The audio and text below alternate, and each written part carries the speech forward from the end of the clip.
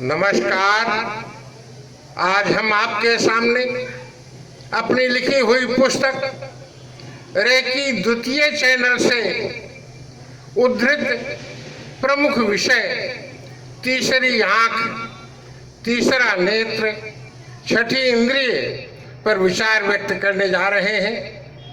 यदि ये विचार आपको पसंद आए तो आप कृपया YouTube पर हमारे चैनल गणेश तिवारी नेश, जिसकी स्पेलिंग पीछे फ्लैश पर अंकित है, सब्सक्राइब करें और बेल आइकन को अवश्य क्लिक करें। प्रस्तुत है विषय तीसरी आंख।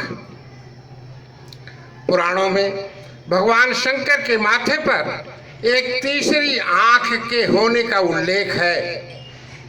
इस आंख से वे सब कुछ देख सकते हैं जो आम आंखों से नहीं देखा जा सकता। जब वह तीसरी आंख खोलते हैं तो उससे बहुत ही ज्यादा ऊर्जा निकलती है, जिससे पूरा ब्रह्मांड जलकर खाक हो सकता है। भगवान शंकर का एक नाम त्रिलोचन भी है, जिसका अर्थ है तीन आंख वाला।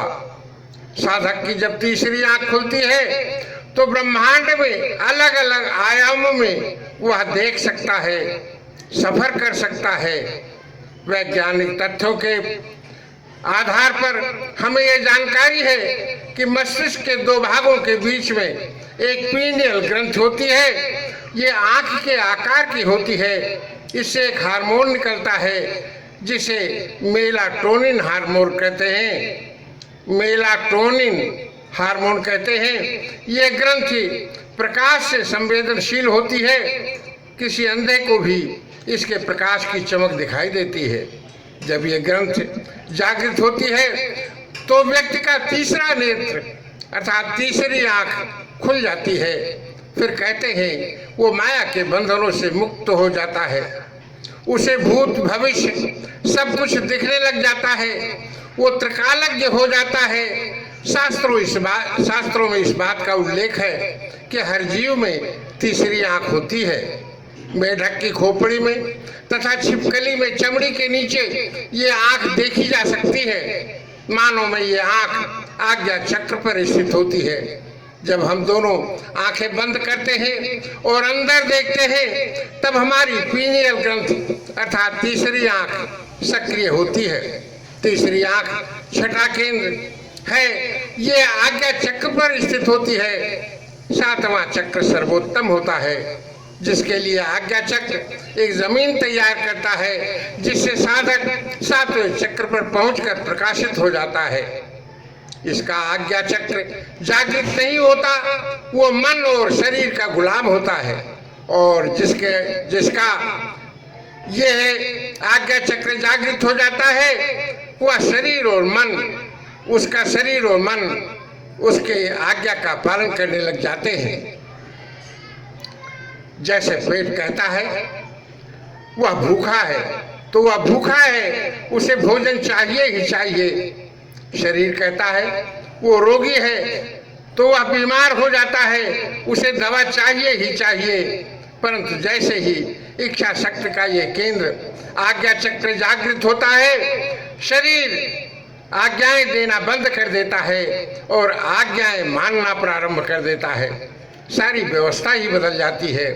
अगर ऐसा व्यक्ति अपने खून से कहता है बंद कर दो तो खून वहीं रुक जाता है। अगर चलती नब्ज से ये कह दे कि बंद हो जा तो नब्ज चलना वहीं बंद हो जाएगी। यदि हमारे शरीर के सभी बाहरी भाग बंद कर दिए जाएं तो हम बाहरी गति नहीं कर सकते, क्योंकि वो सदैव ही इन मार्गों से बाहर आते जाते रहे हैं। हम अंदर रहते हैं, चेतना अंदर रहती है और यह चेतना, यह मन आंखों के मध्य भ्रू मध्य में केंद्रित और एकाग्र हो जाती है।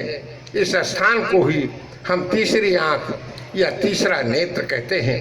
अनुभव कर लिया तो हमने सब कुछ अनुभव कर लिया। इसके परे कोई चीज बचती ही नहीं है। यह दो आंख वाले सीमित को ही देखती है, परंतु तीसरी आंख असीम को देख सकती है। ये दो आंखें केवल भौतिक वस्तुओं को ही देखती है, परंतु तीसरी आंख अभौतिक और आध्यात्मिक को भी देखती है। ये दो आंखें केवल पदार्थ को देखती हैं, परंतु तीसरी आंख ऊर्जा को भी देखती है। अब सवाल ये उठता है कि इस तृतीय नेत्र को जागृत कैसे करें? बस दोनों भवों के मध्य ध्यान केंद्रित करना होता है, अपने मन के विचार को देखना होता है। शनै शनै ये विचार विलीन हो जाते हैं और प्रकाश की वर्षा होने लग जाती है। अब हम अपनी आंखों को बंद करते हैं, फिर अपनी दोनों आंखों को ठीक अपनी दोनों भवों के बीच में भ्रूमध्य पर केंद्रित करते हैं। जैसे ही दोनों आंखों से, जैसे हम इन दोनों आंखों से देख रहे हों, इस पर पूरा ध्यान देते हैं। हम देखते हैं कि हमारी दोनों आंखें धीरे धीरे तीसरी आंख में समाहित हो जाती है, विलीन हो जाती है। ये स्थिर हो जाएगी, इधर उधर गति नहीं करेगी। इस स्थान पर ध्यान लगाना सरल होता है, क्योंकि इसमें आप ध्यान केंद्रित करने का प्रयत्न नहीं करते, वरन पीनियल ग्लैंड, तीसरा नेत्र भी हमारी मदद करता है। इसमें चुंबकीय शक्ति है जो हमारा ध्यान उसकी ओर खींच लेती है, वह उसमें लीन हो जाता है। ध्यान तीसरे नेत्र के सामने से गुजरता हुआ देखेंगे। ध्यान अगर तीसरे नेत्र पर स्थिर हुआ है तो यह आपके लिए, हमारे लिए विचित्र लगता है। पहली बार हम अपने विचारों को अपने सामने से गुजरता हुआ देखते हैं, हम इनके साक्षी होंगे। इस तरह ध्यान जैसे ही हमारा तीसरे नेत्र पर लगा, हम विचारों के साक्षी बन जाते हैं। जैसे फिल्मी पर्दे पर फिल्म चल रही हो, हम दर्शक बनकर देख रहे होते हैं। तीसरी आंख को खोलने के लिए मालिश भी की जाती है। मान लिया हम किसी के तृतीय नेत्र की जागृति के लिए मालिश करना चाहते हैं, तो उन्हें हम चित्त बिस्तर पर लिटा देते हैं। फिर उनसे कहते हैं हम आपके तृतीय नेत्र की जागृति के लिए मालिश करना चाहते हैं। अब आप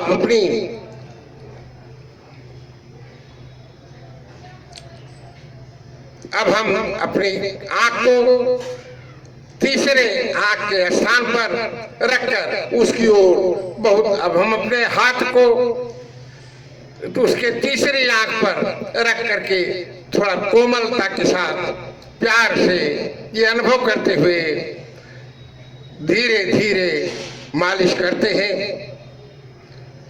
जैसे, और ये अनुभव करते हैं कि हम तीसरी आंख के ऊपर ढकी हुई खिड़की को खोलना चाहते हैं। धीरे धीरे मलते हैं। यदि वह शीतलता और आराम अनुभव करता है तो ये 4-5 मिनट तक के मालिश कर सकते हैं।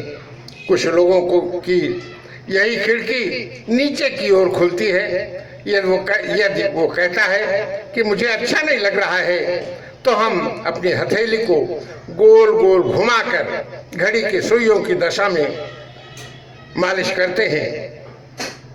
जब उसकी तीसरी आंख खुलती है या अथवा हमारी तीसरी आंख खुलती है, तो हमें वो सब कुछ दिखता है जो पहले हमें नहीं दिखता था। हमें भूत, भविष्य, वर्तमान तीनों काल सामने हमारे होते हैं। हमें ये कहने की आवश्यकता नहीं है किसी से कि मैंने तीसरी आंख को सिद्ध कर लिया है। हम स्वयं रूपांतरित हो जाते हैं। लोग अनुभव करते हैं कि हमारे साथ, इसके साथ कुछ अच्छा घटित हुआ है। हम आगे आगे नहीं कूदते हैं, साधना करते रहते हैं, प्रतीक्षा रहते हैं, अनुभव करते रहते हैं कि सब कुछ अच्छा होने वाला है। यथासंभव अगर हो सके तो गुरु से भी संपर्क बनाए रखना चाहिए।